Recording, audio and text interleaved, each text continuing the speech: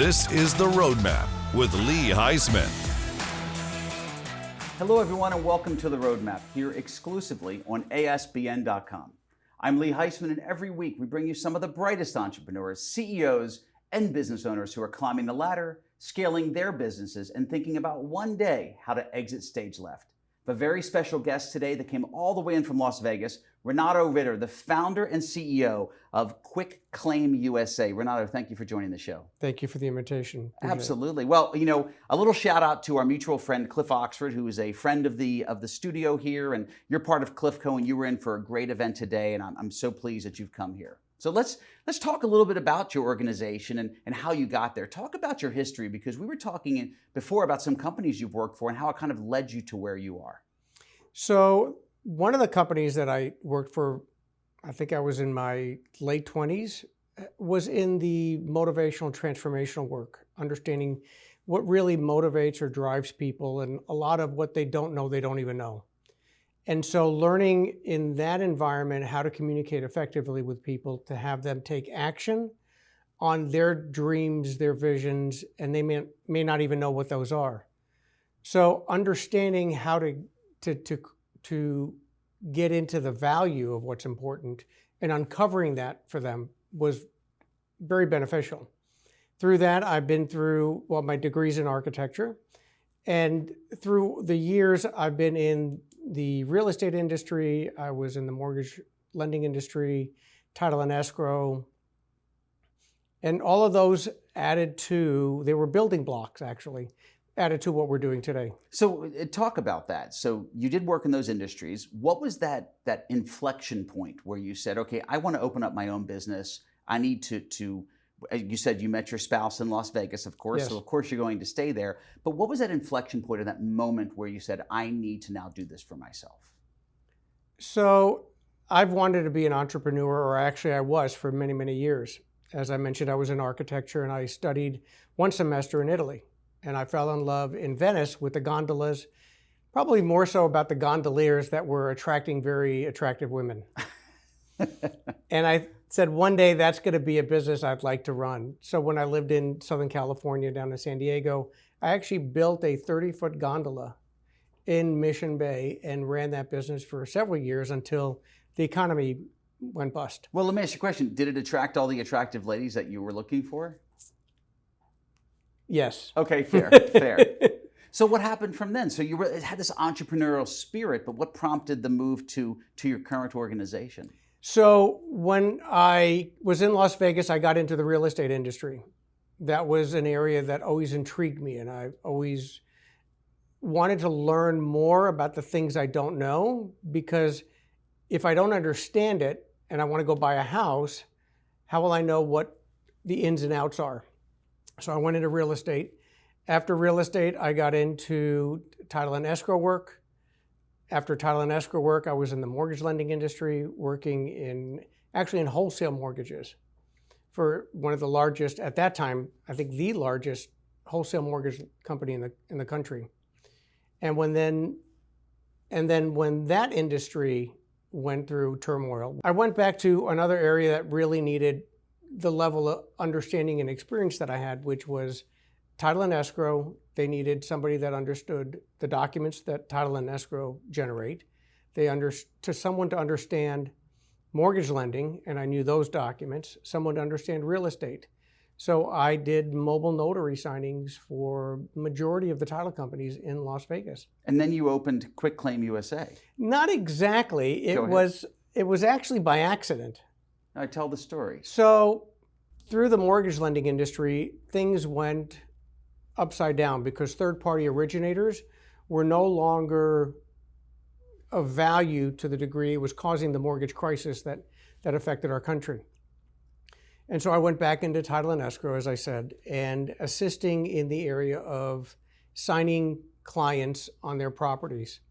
So in most cases, there would be a situation because either the borrower was the only one that could be on title. Maybe it was one of the spouses, and the second spouse, called the non-borrowing spouse, was unable to be on title, whether for credit or work or some issue. Or there were issues where parents were buying properties for their children or vice versa, and those kind of situations. So instinctively, people would ask me, how do I add my spouse on title? How do I get my parents on title? Or how do I put my children on title? The house was really for them.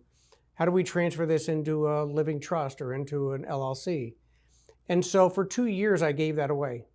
When you say you gave it away, do you mean that you would ship it out to someone else to do? I would show them what to do. I actually ended up making a piece of paper and giving them instructions and then kept that in my bag with me. And you would just hand it to them and show them what to do?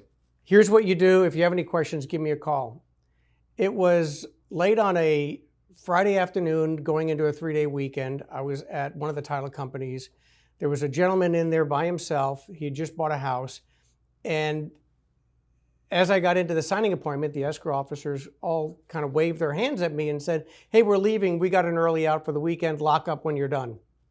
So him and I are sitting talking. There's no rush. And as I've done hundreds of times up to that point, he said, how do I add my spouse back onto the title of the property?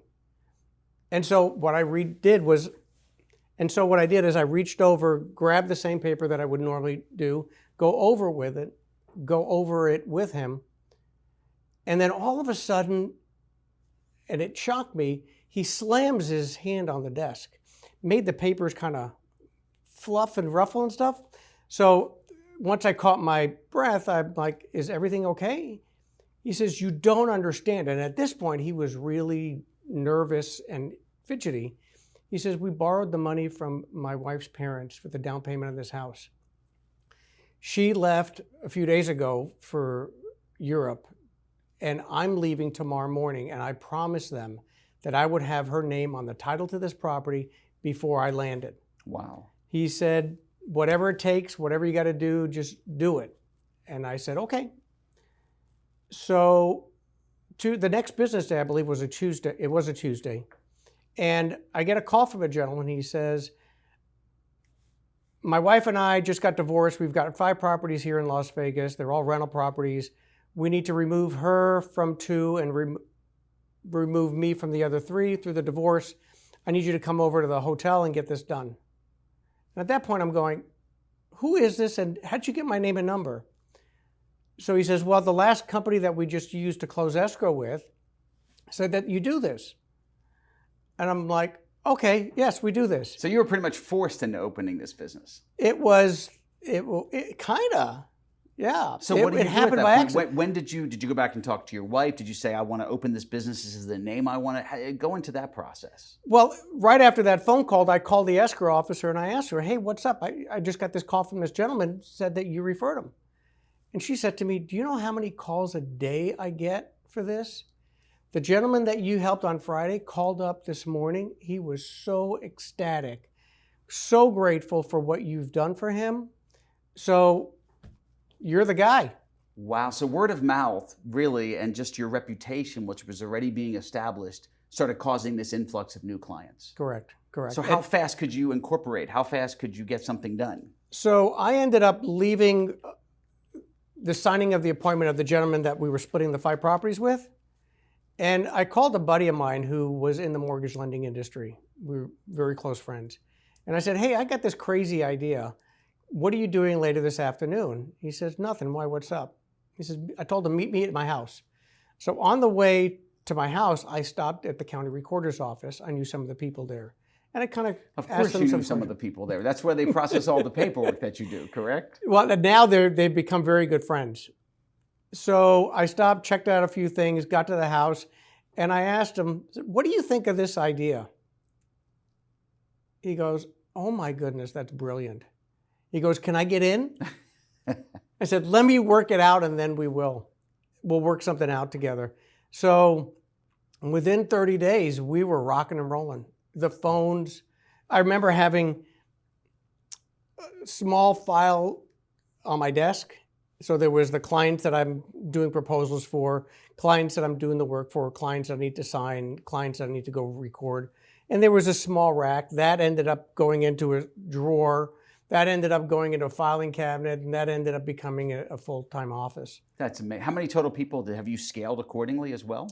We've ramped up, and then we've had to downsize depending on what the economy was doing. So we've had a very good staff. Has the electronic world, has the e-signature world changed your world at all? People can do things so much more on a computer versus paperwork. Well, it actually changed a lot of things as a result of the shutdown.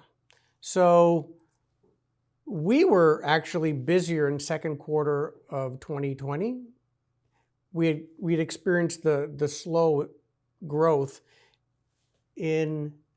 actually we didn't get the notice until March, mid-March. Sure. So we were okay, and then we saw about a 30-day drop, and then all of a sudden things took off. So what ended up happening is people started realizing that they needed more space. So, for example, a couple living in a one-bedroom condominium, they now need a two-bedroom condominium or a three-bedroom house because each of them now has to work out of the house. Families that had the traditional 3 bedrooms for the kids and the master for the parents, we're now looking at bigger homes with more room because the kids are now going to be working or studying from home. So the real estate market just took off. And as I mentioned earlier, because of lending guidelines still being very tight, the lenders would not always allow the spouse, we call the non-borrowing spouse, to be on any of the title to the property. So they would give us a call to do that. To make the changes. That makes complete sense. Let me ask you a question, Renato, because over the past few years, the amount, as I said, of e-signatures, do you do those now? Do you file them? Do you still have to go into an office to take the paperwork into the county or the city? So there are certain documents that can be electronically notarized in very unique situations. So the market, the shutdown, actually caused what had already started, which is an electronic notary, Nevada being approved for those. So in some situations we do those. However, with that being said, the preferred method is still wet signature. Wet signature in front of somebody, you're putting your crimp on it, you're good to go. Correct. So doing this business and making this transition, and I know our time is almost up, and I want to get this out, is because you have so much wisdom. And what would you recommend for entrepreneurs out there that were stuck in your situation? I say stuck, meaning you're almost forced into opening this business up. What would you recommend for someone who finds themselves in a similar circumstance? When an opportunity knocks on your door, jump in. Fair. It felt like they were banging at your door, like they were breaking in. Were they really knocking at your door? It felt like they were breaking in. So in my life, there's been many opportunities that have come my way, thoughts that I might have, things that I might see. I have a belief that we should all find a way to heal the world and make a difference in our community. And our motto at Quick Claim USA is we do good deeds. And so we mean that both in the documents that we create, yes, as well as the service that we provide. And then we actually went in a little bit further. We actually went a little bit further, and we refer to ourselves as concierges of good deeds. I like that. I like that a lot. Well, I can't thank you enough for coming on the show today, all the way from Las Vegas. This is wonderful. If people want to get in touch with you, what's the best way? You can go to our website, which is quickclaimusa.com. You can call us. We believe in doing things the old-fashioned or traditional way of talking to people. So they can call us, they can email us. We have a chat on the website. The preferred method is give us a call. We want to understand what it is that needs to be done. Sometimes people don't know what they want to get done. And you help them on the way. And we pride ourselves on the fact that we look for ways to assist our clients protecting their properties from going into probate. Renato, I can't thank you enough for coming out. Ladies and gentlemen, that was amazing, by the way. Quick Claim USA, we do good deeds. Wow, that double entendre is spectacular. I love that. Thank you so much again. Ladies and gentlemen, thank you so much for joining us today. I hope the show was as insightful for you as it was for myself. We hope to see you again next week on another episode of The Roadmap. Thanks for watching The Roadmap with Lee Heisman.